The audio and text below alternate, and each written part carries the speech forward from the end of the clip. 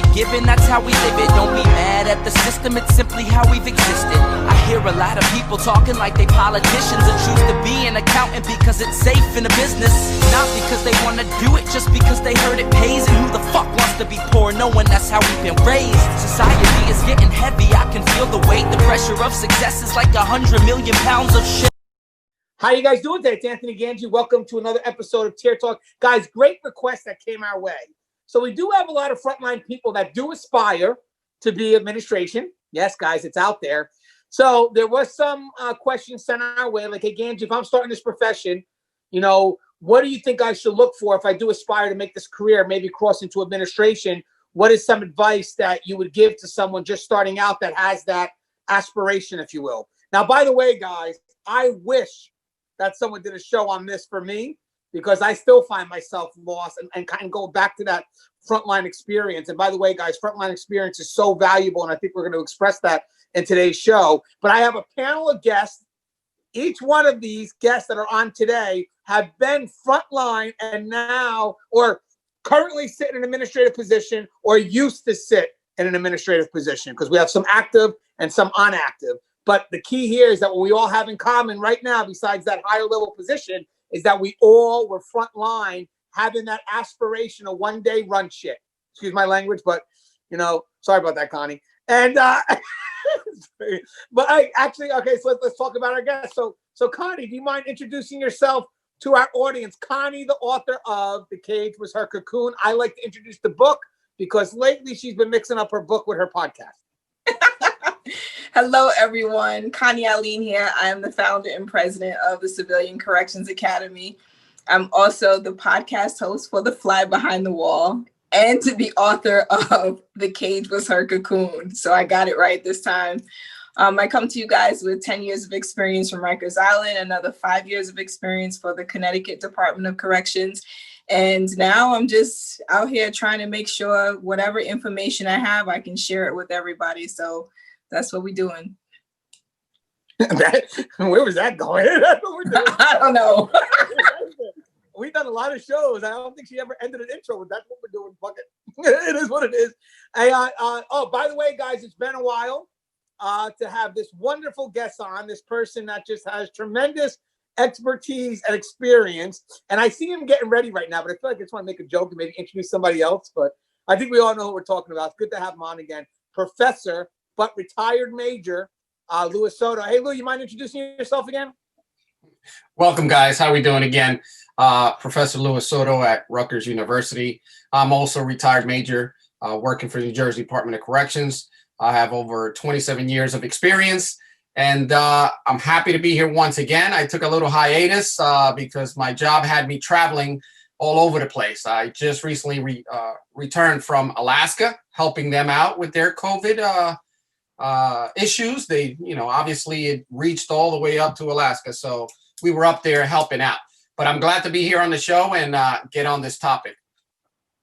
Yeah, I was actually reading an article about Alaska being hit hard recently with COVID. So obviously our heart goes out to anybody that's affected with COVID right now. It really is no joke, guys, especially in the prison system. And also, obviously, for our first responders out there that work those prisons. And that's pretty much anyone that comes to work right now, doing it during these times. Bravo. You have my appreciation as well as the appreciation of the panel. Now, we do have a new recurring guest. This is going to be his third time on this show. He's a jail admin, works out of Indiana. He'll be a little bit more specific. And his name is Andrew. Okay, hold on. I'm going to have you say your last name, but I want to guess it's Andrew Brotz. And I think I'm close, but am I? Yes, you're right on. Yes. All right, so hold on. Andrew Brotz, do you mind introducing yourself to our audience again? Absolutely. Well, first, I just want to say I'm honored to be on this panel with such experience and such amazing people. So thank you for having me. I feel honored.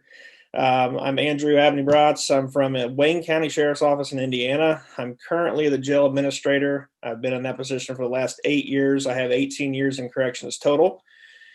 And I am ready to tell people my story.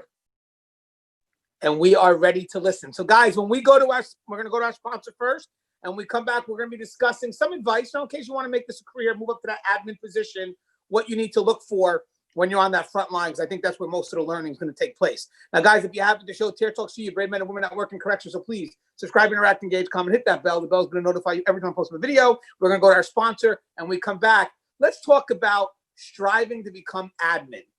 Stand by.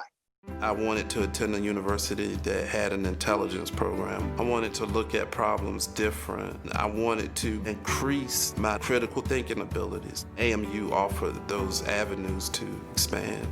Obtaining your degree as an adult, you're actually paying yourself and investing in yourself. You can't put a dollar on it, it's priceless. It's something that can never be taken away from you. American Military University. Learn from the leader. Guys, inmate manipulation is a course that is highly needed. It's the process that's so slow moving and subtle that you don't realize it's happening. When inmates choose to manipulate, they manipulate our need to react. Situational awareness and insight is going to save your career. It's going to save you from doing foolish things. Listen to your gut. So the more insight we have, the more we can recognize what isn't so overt, and we can correct our behavior before we fall into a trap that we can't get out of. If you allow an inmate to pull you out of your prescribed role, you are opening up a door for a host of problems. Inmate manipulation, the psychology behind inmate manipulation. Available now. Link in description. All right, then we're back. So technically, and I'll go with Connie first. We actually just did this video for my class and also for one of my sponsors, Guardian RFID, and we felt that there was more of a dialogue that we could have that we wanted to explore, and that's what kind of brought in other perspectives as well. You know, obviously Lou and Andy. But one of the things before we break into crossing into admin, guys, this is not, when you cross into admin, it's not an easy job. Don't let people try to tell you that we sit around and do nothing. I can tell you 100% that's not the case. I mean, there's still, sometimes there are days where I just wish I could go back and be that frontline officer. And before I go into our first part of the topic of this, someone asked me, what do I miss most about being frontline? And the first thing that came to my mind a while ago when we did this topic was I miss smoke breaks. And someone's like, what do you mean you miss smoke breaks? Like, why would you miss inmate smoke breaks? And I said, because that's when I knew my day had ended. When I did this last smoke break, I knew the day was over. It was done, where I don't get that now. Yeah, the day may end at 3:30, but it doesn't end at 3:30. You know, you're just always checking those emails and making sure things are running the way it should be. But Connie, we'll go with you first. I know you entered the profession, you know, never worked in a jail or prison before. So, you know, if someone could go ahead and say, hey, Connie, I knew one day you were going to be in administration, so these are the things you need to look out for. What are the things that you think would have helped you navigate your way a little bit better into that administrative position? So I think not pigeonholing myself would have been much of a good thing for me. So I think, you know, when you come in and you really don't know what's going on, you don't know the lay of the land, you're trying to learn your job, you're learning the facility, learning how to engage with the population. But we forget that we have so many resources around us, and we don't necessarily reach into those other departments unless we need something. And so usually that's probably not the best time for you to reach out. You probably want to start networking way in advance of that, because then at least you understand what else is going on in other areas of the facility. So for me, I think having an awareness of the resources that were available in facilities would have been really great. I learned that later on in my career, that the network was really what's most important. Being able to just pick up the phone and say, hey, listen, this is what I got going on. Can you help me out? Or can you show me what to do? Or can you direct me? Those are very easy conversations when you know the other person on the other line. Yeah, I think that corrections is one of the first things that really dealt with community policing. I mean, knowing your resources, knowing what's immediate to you, and just having that availability, that access. And definitely when you're the administrative level, it's all about resources, because you realize how much you don't know when you get put into that leadership position, and the trust that you have to give to your department heads, because obviously they're for a reason, but sometimes people come up with these problems that you never even knew existed. Because again, now you're dealing with the facility as a whole and not just departmentalized. And if I just could comment before I go to Lou here, is that one of the things that I want people to get out, just throw it out there, is that when you start this profession, a lot of us are very myopic and we kind of focus on just what our department needs. And we don't realize that it's part of that is also the interaction with the other departments. So if you don't start working that out on the front line and not understanding what those other department needs are, what those goals are, when you start going up, you're going to go up with a very biased perspective. And then when it comes for you to be in charge of the whole house, you're only going to see it from one level, and that's wherever that originates from. So whatever department you started your career at. But Soto, what's your thoughts on that interaction with the different departments? Because you were custody, then you crossed into the higher rank, crossed into the administrative side, so lieutenant, major. But then I think when you get into that lieutenant or major's position, you start to see the functions of the house as a whole. And then you start to see maybe some conflicts between civilians and custody. And it's just it's a whole different ball game, correct? No, you're absolutely right, Gangi. I mean, going through these phases, and I think we're doing this video to help, that frontline staff and what their mindset should be when they're trying to strive to move up, right? And Connie hit it right on the nose, right? You have to get resources, networking from very young, from a very young career. So you can't just say, listen, just because I'm a great housing officer and I aspire to be better or something greater than that, you can't have that closed-in mentality. I know how to run a housing unit. I can run this prison. It doesn't work that way, right?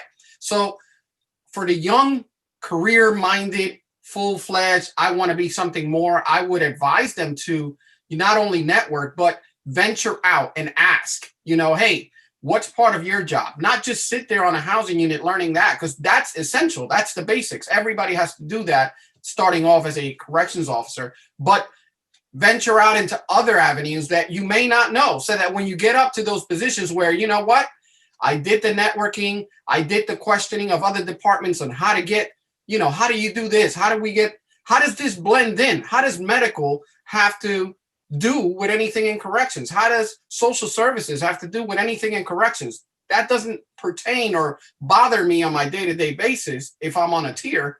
But when I get higher and higher and higher, you will see how all of these departments have to coincide. You have to work together, but knowing what they do, just the basics, is going to help you a lot once you get to those top level managerial positions. Yeah, I think when I was starting out, when people asked me what my responsibility was, it was very myopic. Be like, yes, I got to run this housing, but you don't realize that as you start to kind of really look at what you're doing, your responsibilities are, yes, always founded in safety and security, especially if you come from an officer's perspective. Connie could kind of also fill us in with the other perspective of civilian side, but there's a lot more in regards to those interactions that you're going to have with those other departments. A lot of us just were, okay, well, I got to do this and I got to do that. Yes, okay, but what do you do? Like you said, so when social services comes in, why are they here? What is their mission? Well, I don't know. But yet social services comes in your unit every day. You're the 5-day officer and you're telling me that you don't know what program they're doing or what inmates are taking it. Or, this is like Connie said, this could be a resource for you and you're not taking advantage of it. And then, you're thinking, well, when I move up, this is knowledge that you could have had at day one, knowing what that program is, why it's being, and I wish I would have had that. I didn't think of that. When I moved up, and Soto would know, I'm custody, and they gave me a paradigm shift. You're in charge of all the civilians, which was the best gift anyone could ever have if they want to understand the full running of a correctional facility. Yeah, so. On that same note, just remember that when you go for these managerial positions, you're going to be interviewed, right? And they're going to ask you questions. And they know that you come from a custody background, so they're going to veer towards that civilian side. Hey, let me ask you about what programs would you think would be best suited for this type of institution or that type of institution. So it's in your best interest to get knowledgeable in other things. Yeah, and I like what you said, Soto, because the world's happening all around you. And you should be observant of, not just what your needs are, but the needs of the other departments, who ultimately we do have the same goal, which you kind of start to see. I actually start to think that you start seeing you start to see a bigger picture as you take that next level supervisory role, because that's when you really definitely are going to have those interactions. But for the most part, you have to see that there's a bigger picture in play. And I wish I would have invested more of my time at the beginning of my career looking to the left and right of me. But I know, Andy, now you started as an officer, worked your way up. What were some of the things that you felt you could have took a little more interest in? Because when you moved up, maybe blindsided you a little bit.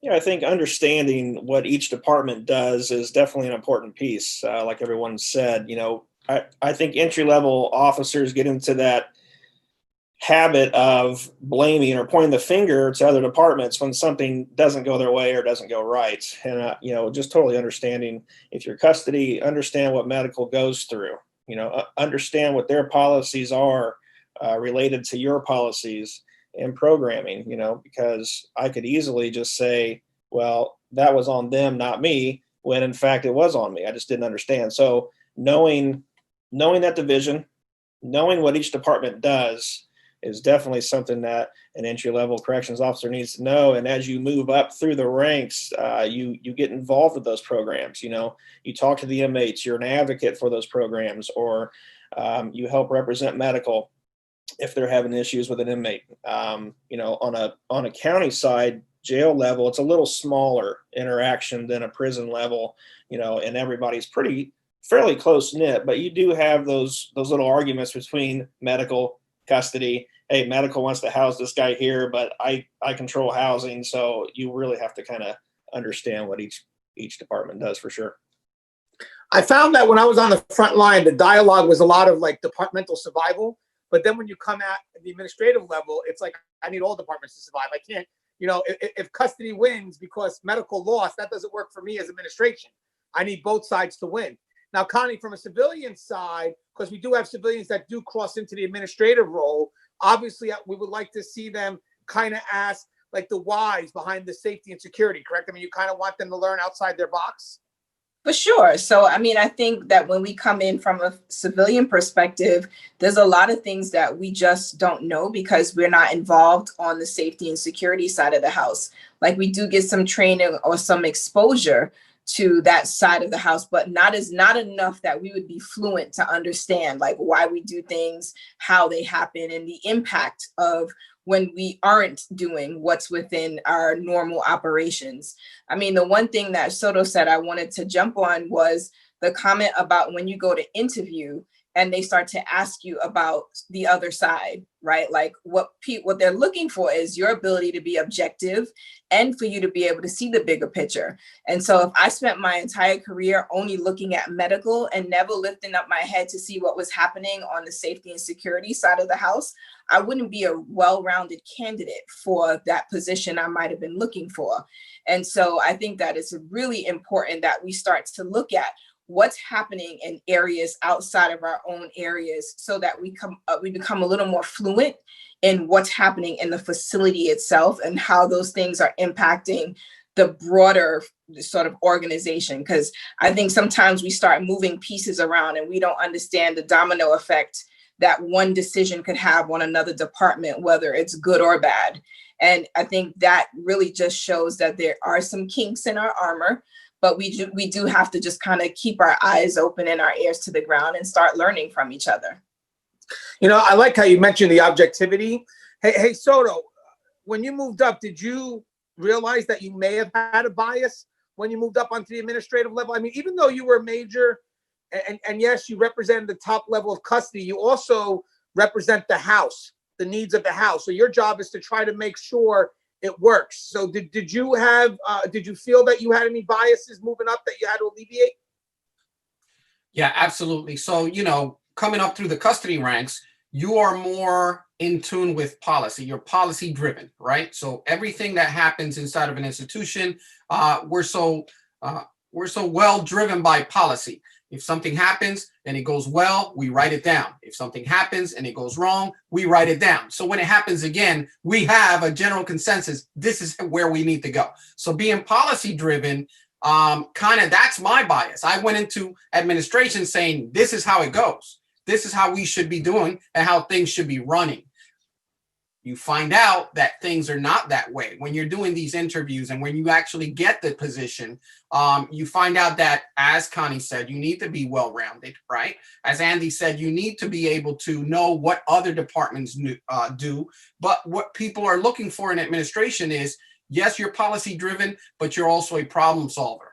So you have to have that, critical thinking and those skills up to par, because you're going to be bombarded with, I'm not going to say problems, because they're not problems. There are your issues that you have to handle on a daily basis, right? Some are easier than others, but that critical thinking and those skills are necessary. I like what you said about the problem solving. I think that if you're on the front line now, and let's say there is a concern that's really between two different departments, I would love to see you guys handle it at that front line, if it could be. Obviously some stuff has to be handled by management, but that's more of a higher level policy conflict. But sometimes most of the conflicts we have at the front line tend to be personality conflicts. Let's be honest. Departments thinking that, well, we have to work together, but having said that, yeah, well, my department supersedes yours. And no, guys, it's no civilian versus, custody. It's none of that, guys. It's us working together. And I think most of the concerns that we have at the front line is that we only see our department as being, the number one thing. And it's not. It's really just a working partnership that I actually saw more when I moved up. I really did, guys. And what was good for me, real quick, before I go to Andy, is what helped me with my bias is because I had it. I'm not going to lie. I mean, you can see the evolution of Tier Talk. I can't lie. The evolution of Tier Talk went from these custody-driven concerns till the first time I met a dedicated social worker. I was like, wow, this person's as dedicated as I am. So through respect, through the individual, I learned to respect what they represent. And that eliminated a lot of the bias I had by just tossing me in there and saying, hey, Gangi, you're now the advocate for the civilian or non-uniform staff. So, and I saw hiccups that I never saw before because I didn't allow myself to see it. But on the higher level, I think being a problem solver really starts when you're on that front line, but making sure that when you're solving those problems, that you're doing it in a fair way that eliminates the bias and really does what's best for both parties. Would you agree with that, Andy? I would definitely. And as an administrator, when you have staff members that bring issues to you instead of solutions to those problems, I like to kind of remind them, flip it on them a little bit and say, when you are dealing with the inmate population and handling issues informally, do you run to your supervisor every time that they ask you something or ask you to take care of something? The answer is no. You come up with a solution on the spot and you deal with it. So I like to remind staff that this is the same way with issues between departments or other staff members. Talk to the other person, come up with a solution, and then bring me that solution instead of trying to pin all the problems on me, because I'm just going to put it back down and say, come up with an idea or a solution first and come back to me. So yeah, most definitely. Hey, Connie, as we, we'll go around maybe one more time, but when we were having the other discussion, and Andy touched on this a little bit, and Soto complimented as well, as understanding the roles of the other departments, but also understanding how those roles interact with what you're doing. I think that's key. It's like, okay, I know you have to get from point A to point B, but how do I help you get there? Is that a question we should be asking ourselves on the front line that does have value when we move up? So we should ask ourselves that. I think we should be asking that not just for the sake of, what's happening in the facility, but you also want to have that level of awareness. You don't want it to be that you only know what's going on in your unit. I just don't see the value in that because, everything could be burning down and you don't know because you're only focused on your unit. So, when I think about, that step or that decision that you're looking to move forward or you want to progress in your career, you do have to make sure that you have done your due diligence to learn things that are around you, but also that you were willing to step out of your comfort zone. And many times we aren't, right? Many times it's like, I know medical, that's where I'm at. And it's okay to go to custody and be like, hey, well, how come you guys do this? I'm not sure why you do this. Like, I'll never forget Russ talking about looking at someone's knuckles, right? When you're trying to figure out whether or not they were in a fight or what was the incident. And I was like, as a civilian, I'm not looking at somebody's knuckles. Like, he's like, they could be in denial that there was a fight, right? But that was never in my mindset. But how else would I learn that if I didn't have conversations with you guys and start talking to custody in the different places where I worked? Because those would be my blind sides if I don't, have the courage to say, well, I know I'm a civilian, but I got questions, you know? And I think it was received well, that I was interested in learning, right? Because I feel like that's what we also miss, that people want to share their knowledge with you. They don't mind if you ask questions. Granted, you're going to come across 1 or 2 people that might not be so interested in communicating with you. But for the most part, it's been my experience to have people that's like, oh, no, you don't have to do this. Oh, come, let me show you. Or let me show you why we do this thing, whatever that is. And that's something that I've grown to appreciate and really found that it was value added to my career. You know, you touched on, before COVID, we had a few conferences we were supposed to go to. One was Nebraska and one was Masca. And for Masca, I was putting together something we were going to work together and present something about bridging the gap between civilians and custody. And the reason why I'm bringing this up now is because as management, we really can't force that. You have to believe in why that needs to be done from a frontline level. You know, and the mission has to incorporate that together. It shouldn't be a separated mission. Like the mission should have something where people feel that we're all part of it together, as opposed to safety and security and rebuild. No, somehow we have to intertwine that mission. And I remember when I was working with my partner, I said, you know, we could force that on it, but how do people believe that? And that's where the internal why comes in, that Connie was talking about, is how do I get people to buy in that we're not separated, that we're working together as one? And maybe I'll go with Soto on this one, is that me and Connie, as we were closing one of the shows, one of the things we mentioned is that sometimes what's best for the department isn't always best for the house.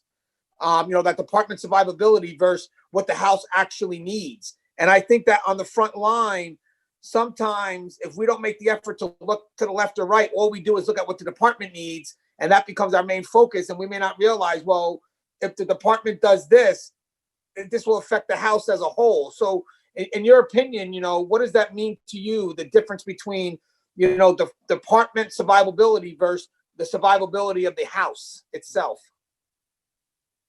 Well, you know, in this instance where, you know, we've got a great opportunity right now, I call it that, instead of calling it like this pandemic that's causing issues and problems for us, we have an opportunity to grow.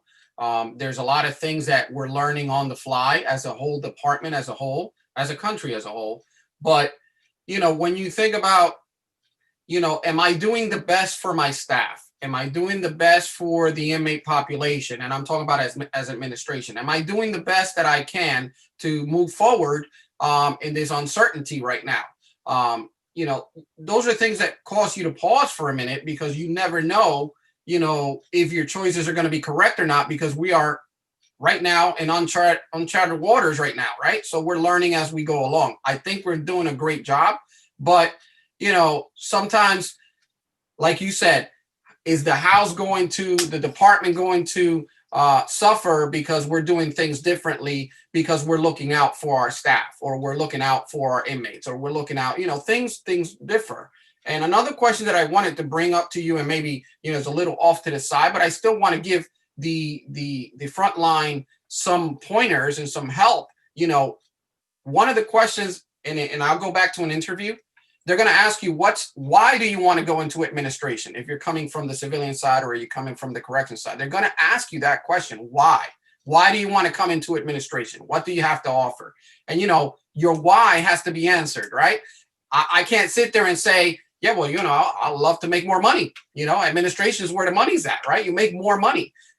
Not necessarily so sometimes, but yeah, everybody knows that, but that's not the correct answer to give. Or what is it that makes you want to make this change? So as I was going up, you know, what's my inspiration? What inspires me to want this and move up in rank or move up to the administration level? And, you know, you have to understand that, what are your skills? What is it that you want to do? And it may be something so trivial as, you know what, I don't like the superintendent that's there right now. The decisions they're making are kind of making it hard for me. And maybe I didn't understand at the time that they're dealing with other aspects or other issues. But at the time, that was kind of like my inspiration, right?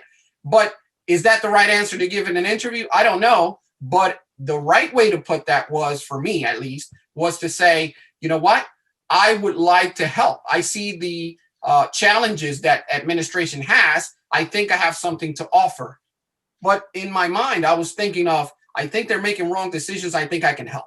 That's what I wanted to bring across. So what's your inspiration if you're on the front line as to moving to the administration level? What is it that inspires you? Money is granted. We already know that. Everybody's looking to move up. But what else is pushing you in that direction? Is it education? You want to put into use what you went to school for, right? You went to college, you went and aspired more. Even if you were just doing networking in-house, right? You learn all this information. What do you want to do with it now that you have it? That's what I think is your inspiration to move into that next role. Yeah, I'm gonna tell you something. So you hit spot on, because with the stresses of administration, the external incentives like money, everyone's thin. Because you need a better motivator than that, because you're going to go through some crazy stuff when you're in that administrative level, that you're going to need a motivation that is going to hold you through that rocky water. Like, okay, I'm trying to create a difference. I'm trying to, and you know what's funny, real quick, we may not be able to, sometimes, we have to kind of deal with the policies that are coming our way. So maybe we're not able to create the bigger changes that we think we can, because even as admin, you're very limited, but you can create a difference in how those policies are delivered to staff, a better understanding of why it's needed, and a better morale, because I think with understanding comes better morale. So maybe it's with the delivery of the message, instead of trying to do it or you just get it done and not really care. Maybe there's a way you could deliver the message in a manner that the people understand, and they build that respect. Because I think deep down inside, people do know that these are the things that have to get done. But, are you at least going to have some value towards the people that do it? And that comes with appreciation and a level of understanding. But as Soto said, yeah, they're definitely going to ask you what makes you best for the job. And I think what helped me, because I just recently did an interview too, is knowing that you have to understand the needs of the house. And that's something that I think you can try to pick up along the course of your journey from day one to wherever you're at now. The needs of the house, it supersedes. I want to say one quick story before we get to Andy. I remember I was in my office. I was relatively, maybe a couple of years as a superintendent, and I had somebody that was debating of whether becoming a department head or not. And it was a conversation. It was a very good conversation. Person is very smart. And I like the fact that they were debating it, because you knew that the answer for them wasn't about the money. They were ready to take on the responsibility. They wanted the role, but they wanted some advice. And what happened, I told him, I said, when you start moving up to these managerial positions, the higher level, you're given a lot of discretion at this point. We don't expect you to blindly follow policy, because sometimes policy doesn't cover it. Department heads are trusted in those positions because you're going to have discretion, because ultimately you know how to maneuver to get things back to where it needs to be. But I said, but just do me a favor, please. This is what matters to me, because as a superintendent, I need you to work with the house, which means sometimes you have to stand up for the house as opposed to your department. And sometimes that's the hardest thing to do, because your department is going to want you to stick up for the department. But as a department head, you have to understand that sometimes the needs for your department could conflict with the needs of the house. If you're willing to concede, sometimes the house will do whatever they can for you. But you can't expect the house to work with you if you're not willing to work with the house. And I think that is something that could be developed in you at the very beginning when you enter the career, is how do I do what I can, not just for my department, but for the house? What's your thoughts on that, Andy, if you had that mindset going in? I did. And I think I'm going to dovetail off of what Connie and Soto were saying, because they hit it head on, was as entry-level corrections officers, when I first stepped foot into the jail, I was more interested in just learning the job, what's policy, how do I do my job, and then moving up. And then as an administrator, you're perfectly right, Gangi, when you say you want to handle the house instead of each individual department. And I think getting people involved, especially with training together, I like to use the worst case scenario of full wide facility evacuation. Heaven forbid that never happens. But in the event it does, I want to be able to know that my kitchen staff or my front clerical central control staff, if they end up in population, I want to know that they know how to escort inmates out of that building. And that's the collaboration of getting all departments together, knowing the functions of the facility house-wide, and just understand that. And as an entry level guy coming in when I was 23 years old, I didn't think about that, and the farther you move up, like Soto said, the more you take that into account and become more of one entity. Yeah, I think the key here is every step you move up, you get closer to kind of getting a bigger glimpse of what the picture is for the whole house. But I still think that, that kind of gets forced upon us, but you should actually make an effort to go seek it yourself. As you move up, you'll be forced a bigger perspective. But why don't I make the effort to kind of look at it myself? So when I'm in those positions, I'm prepared. I'm prepared. It's not the first time I'm seeing this picture as a whole. Okay. Hey, Andy, would you say anything in closing to our audience? Just a pleasure to be on again, Gangi. I appreciate it. It was nice to meet Connie and Soto. Appreciate you guys and hope to be on here again. Always a pleasure. Maybe one day off the record, we'll all meet out in Ohio because we have some conferences coming up. And obviously, Andy, you're more than welcome to tag along. We'll figure out what happens after this issue passes, as I think that's what Soto would say. Hey, Soto, you have anything you'd like to say in closing, Professor Soto? Well, guys, I always say stay safe, keep the movement going. You know what I mean? This channel right here, Tier Talk, continues to talk well about our profession. So please subscribe, hit that bell, right? So you can always know when these videos are posted. That's all I got to say today. All right, hopefully it won't be another few months before we have Soto back on, because your knowledge, Soto, we need it. Tier Talk needs it. I need it, Soto. You're not allowed to do that again. If you go to Alaska, you find an output, you find something. I don't care if it's cold outside, but I don't know if there's a connection, but we get you on, man. Yeah, that's rough out there. No. I know, but but I want to say something. When he was in Alaska, he was willing to do an episode. He was. He said, "Gangi, I got some shit going on here, but call me about an hour. We'll be good." I'm like, okay, but I felt, I forget that other people have priorities besides the stuff I do. It's just so rude. And yeah, there's Connie. Yeah, there it is. Connie, since you just introduced yourself again, anything you want to say in closing? I guess I would just say that as you're moving up the ranks, you really do have to assess the value that you place on, the dollar versus the amount of responsibilities you will ultimately take on when you step into that administrative role. And so knowing your why and being able to encourage yourself through the tough times beyond the money that you might stand to earn is really very important. So if you're making a decision to move up, just understand that the responsibilities that you are going to inherit are, very broad. And for you to think that the money, because when you think about the time, me in facility, I remember having to carry 2 cell phones. I remembered having to always be available. Warden sends an email, he's expecting a response.